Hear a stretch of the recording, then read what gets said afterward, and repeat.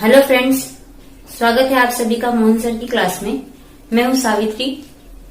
बहुत सारे लोग मुझे जानते होंगे कि मैं कौन हूं, लेकिन जो लोग नहीं जानते मैं उन्हें बताना चाहूंगी कि मैं हूं मोहन सर की मिसेस। आप लोग मोहन सर का चैनल तो देखते ही होंगे, जहां पे सर आपको इंग्लिश ग्रामर सिखा रहे हैं। तो मैं भी अब आपको यहाँ पर मैथ्स ये सब्जेक्ट सिखाऊंगी। दोस्तों, मैं आपको सबसे पहले ये एक छोटी सी बात आपके साथ शेयर करना चाहूंगी। बहुत सारे जो लोग होते हैं, बहुत सारे जो बच्चे होते हैं, उन्हें मैथ सब्जेक्ट बिल्कुल भी पसंद नहीं होता है। मतलब वो मैथ सब्जेक्ट को बिल्कुल भी पसंद नहीं करते हैं। उसका सबसे बड़ा रीजन ये है कि वो सोचते हैं कि मैथ सब्जेक्ट जो होता है बहुत ही ज्यादा कठिन होता है, बहुत ही ज्यादा डिफिकल्ट होता है, इसीलिए वो मैथ्स को पसंद नहीं करते हैं। पर दोस्तों, मैं आपको यहाँ पे एक बहुत ही इंटरेस्टिंग चीज आपको मैं बताना चाहूंगी कि अगर मैथ्स को छोड़ के बाकी के जो सब्जेक्ट हैं, जैसे हिंदी, मराठी, इंग्लिश, साइंस और सोशल साइंस, ये सारे जो थ्योरी के सब्जेक्ट होते हैं, अगर आप इन सब्जेक्ट से मैथ्स को कंपेयर करोगे तो ये सारे सब्जेक्ट से मैथ्स जो सब्जेक्ट होता है वो बहुत ही ज्यादा इजी होता है। अब आप बोलोगे वो कैसे? तो वो ऐसे कि मैथ्स जो होता है वो एक प्रैक्टिकल सब्जेक्ट होता है और ये बाकी के जो सब्जेक्ट होते हैं वो एक थ्योरी सब्जेक्ट होते हैं। आप सभी को तो पता ही होगा कि जो थ्योरी सब्जेक्ट होते हैं उसमें आपको क्वेश्चन आंसर होता है। वो क्वेश्चन आंसर आपको बायड करना पड़ता है, मतलब याद करना पड़ता है। लेकिन मैथ्स में आपको ऐसे कोई सम्स जो है, मतलब जो सवाल होते हैं वो याद नहीं करने होते हैं, उसे हल करना होता है, मतलब सॉल्व करना होता है। तो यहाँ पे भी कुछ ऐसी छोटी छोटी चीजें रहती हैं जो आपको याद करनी पड़ती है, लेकिन ज्यादा बड़ी नहीं होती है। वो जो छोटी चीजें होती है वो ये होती है, जैसे हो गए फॉर्मूलाज, मतलब सूत्र। अगर आपने सूत्र याद कर लिया तो जो सवाल है वो आप आसानी से समझ सकते हो। तो दोस्तों, मैं आपको बताना चाहूंगी कि मैथ्स जो है वो एक प्रैक्टिकल सब्जेक्ट है, जो अगर आप देखोगे तो बाकी जो सब्जेक्ट के अलावा बहुत ही ज्यादा आपको इजी लगेगा। तो आज मैं आपको मैथ्स के बारे में यहाँ पे पढ़ाना चाहूंगी और मैं आपको बताऊंगी कि किस तरह से हम लोग मैथ्स एकदम इजी वे से सीख सकते हैं, मतलब एकदम आसान तरीके से हम यहाँ पे मैथ्स सीख सकते हैं, जिससे आपको मैथ सब्जेक्ट जो है वो एकदम इंटरेस्टिंग लगेगा और आपको मैथ्स कठिन भी नहीं लगेगा। तो यहाँ पे दोस्तों, मैं आपको सबसे पहले यहाँ पे स्टार्ट करूंगी 5वीं कक्षा का गणित, मतलब 5th स्टैंडर्ड का मैथ्स। 5th स्टैंडर्ड के मैथ्स में जो हमारा फर्स्ट टॉपिक है, उस टॉपिक का नाम है रोमन न्यूमेरल्स।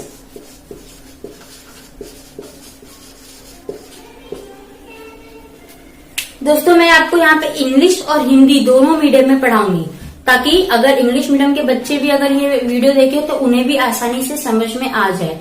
तो यहाँ पे मैं आपको हिंदी के साथ साथ इंग्लिश में भी सिखाऊंगी। तो रोमन न्यूमेरल्स ये है पहला टॉपिक। अब रोमन न्यूमेरल्स को हिंदी मीडियम में अगर देखेंगे तो उनका पहला जो चैप्टर होगा वो होगा रोमन संख्याएं। ठीक है? तो अभी सबसे पहले आप सोचेंगे रोमन संख्या क्या होती है। रोमन संख्या, तो यहाँ पे मैं सबसे पहले रोमन संख्या, ये सारी चीजें आप भूल जाओ। पहले सबसे पहले मैं आपको एक छोटा सा एग्जांपल दूंगी। आप सबके घर में घड़ी होती है, आपने देखा होगा कि घड़ी इस तरह से होती है, जहां पे ऐसे नंबर्स लिखे होते हैं 12, 1, 2, 3, 4, 5, 6, 7, 8, 9, 10 और 11। इस तरह के आपने नॉर्मली घड़ी देखी होगी। ठीक है? लेकिन अगर आप देखोगे तो एक और तरह की घड़ी होती है, जिसमें कुछ इस तरह से नंबर लिखे होते हैं।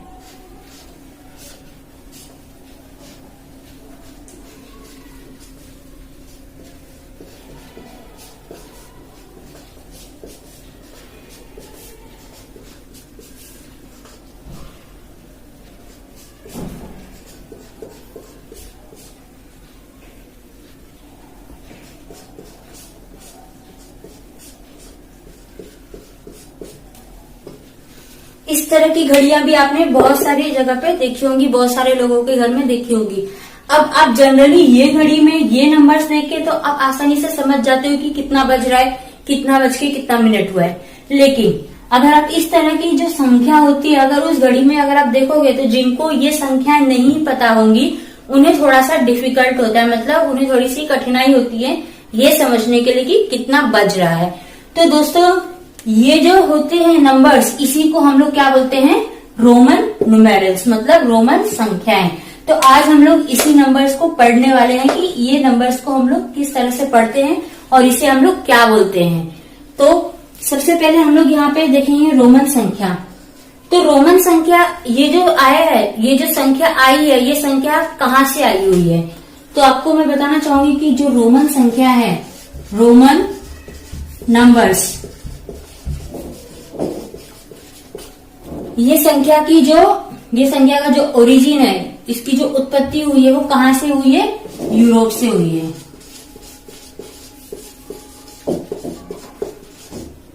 यूरोप से। वैसे कि ये आपको इतना ज्यादा कोई पूछेगा नहीं, लेकिन मैं आपको एक जस्ट नॉलेज के लिए बता रही हूँ कि आपको पता होना चाहिए कि रोमन जो संख्या है वो कहाँ से आया हुआ है। तो वो यूरोप से आया हुआ है। तो अब हम लोग स्टार्ट करते हैं अपना सबसे पहला, यहाँ पे रोमन संख्या के बारे में हम लोग देखेंगे। तो रोमन संख्या हम लोग लिखते कैसे हैं वो मैं आपको यहाँ पे बताऊंगी। तो रोमन संख्या में सबसे पहले जो आपको ध्यान रखना है वो 3 चीजें आपको ध्यान में रखनी है। सबसे पहला, एक कैसे लिखते हैं। एक को हम लोग इस तरह से लिखते हैं, जैसे आपने एबीसीडी पढ़ा होगा। एबीसीडी में जो आई होता है, एक सिंगल लाइन होती है, उसे हम लोग क्या बोलते हैं, यहाँ पे एक बोलते हैं। उसके बाद हमको ध्यान में रखना है 5 यहाँ पे होता है वी से हम लोग किसको दर्शाते हैं, 5 को।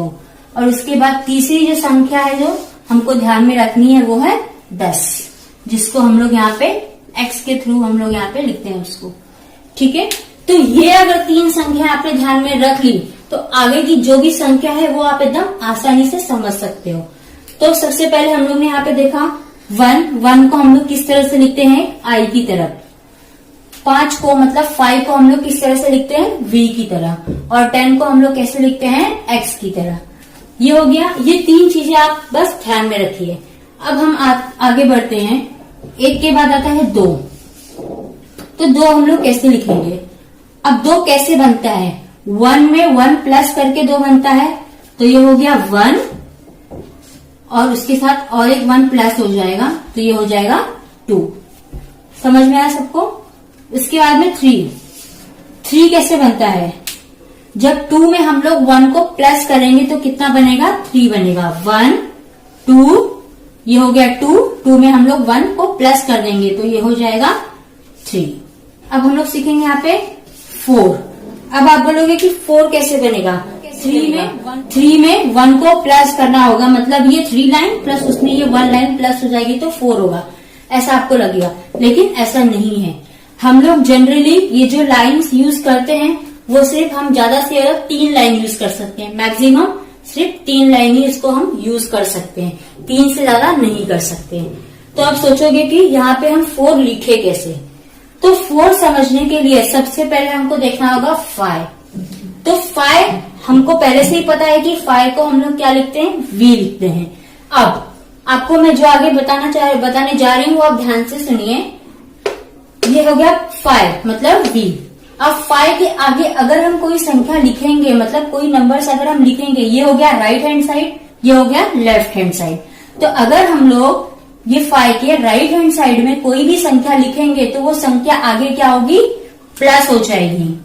मतलब जैसे अभी ये 5 है, 5 के अगर आगे मैं कोई एक संख्या, मतलब 5 के आगे अगर मैं कोई एक संख्या लिखती हूँ तो वो क्या हो जाएगा, उसमें प्लस हो जाएगा। मतलब 5 + 1 कितना हो गया, 6। ये सबको समझ में आया। राइट साइड में जो भी हम लोग लिखेंगे वो हमेशा क्या होगी, इसमें प्लस होगी। लेकिन अब यहाँ पे लेफ्ट साइड में हम लोग जो भी संख्या लिखेंगे वो हमेशा उससे माइनस होगी। तो अगर यहाँ पे मैं देखूंगी 5, लेफ्ट साइड में मुझे 1 लिखना है तो 5 - 1 कितना हो जाएगा, 4। तो यहाँ पे मैं यहाँ पे लिखूंगी सबसे पहले 5 में से मुझे 1 क्या करना है, माइनस करना है। माइनस करने के लिए मुझे कहाँ पे लिखना पड़ेगा, लेफ्ट हैंड साइड में 1 लिखना पड़ेगा। तो ये कितना हो जाएगा, 4। ये आया सबको समझ में। ये चीज बस ध्यान रखो कि 5 की अगर हम राइट हैंड साइड में कोई भी संख्या लिखेंगे तो उसमें ऐड हो जाएगी और अगर लेफ्ट हैंड साइड में कोई भी लिखेंगे तो वो माइनस हो जाएगी। तो 4 लाने के लिए मैंने क्या किया, सबसे पहले 5 लिखा और 5 में से मैं एक माइनस करूंगी तब जाके मुझे 4 मिलेगा, और माइनस करने के लिए मुझे लेफ्ट में लिखना पड़ेगा 1 को। तो ये क्या मिल जाएगा मुझे 4। अब ये 4 मिल गया, 5 तो आपको पहले से पता है। अब आते हैं 6 पे। तो जैसे कि मैंने आपको यहीं पे समझा दिया था कि 5 में हम लोग कितना प्लस करेंगे तो हमको 6 मिलेगा 1। तो मुझे राइट साइड में 1 लिखना पड़ेगा तब जाके वो उसमें प्लस हो जाएगा, और कितना बन जाएगा 5 + 1 6। अब मुझे 7 लिखना है। 7 के लिए 5 में मुझे क्या करना पड़ेगा, 2 प्लस करना पड़ेगा तब मुझे 7 मिलेगा। तो 5 में 2 मैंने प्लस कर दिया तो कितना हो गया 7 हो गया। 8 के लिए 5 में कितना प्लस करेंगे तो 8 मिलेगा 3। तो 5 6 7 8, ये हो गया 8। अब 9।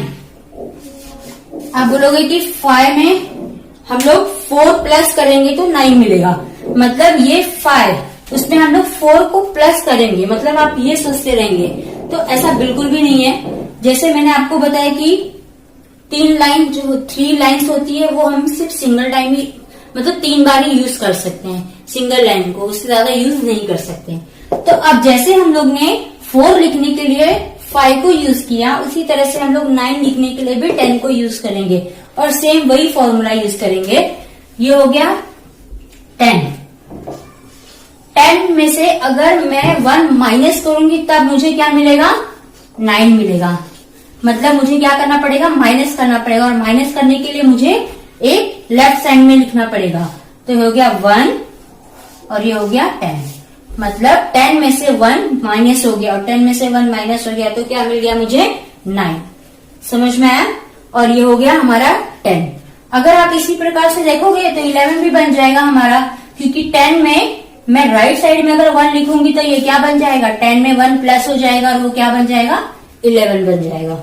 ठीक है, तो एक चीज सबसे पहले ध्यान में रखो कि हमको ये 3 चीजें पहले ध्यान रखनी है, 1 5 और 10। उसके बाद हम लोग को 2 जो इम्पोर्टेंट चीज है वो ये याद रखनी है, 4 और 9।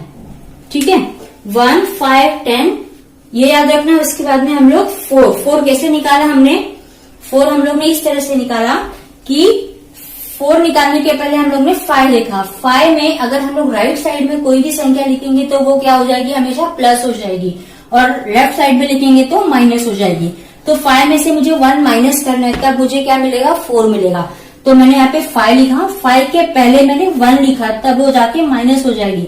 5 - 1 हो गया 4। 5 तो आपको पता ही है। 6 के लिए कैसे हो गया ये 5, और 5 के आगे मतलब राइट साइड में मैंने 1 लिखा तो वो कितना हो जाएगा 6। उसी प्रकार से 5 में 2 प्लस किया 7 हो गया। तो इस तरह से अगर आप 1 से 10 तक का नंबर्स अगर याद कर लिए तो आपको आगे के जो नंबर है वो एकदम आसानी से आपको समझ में आ जाएगा।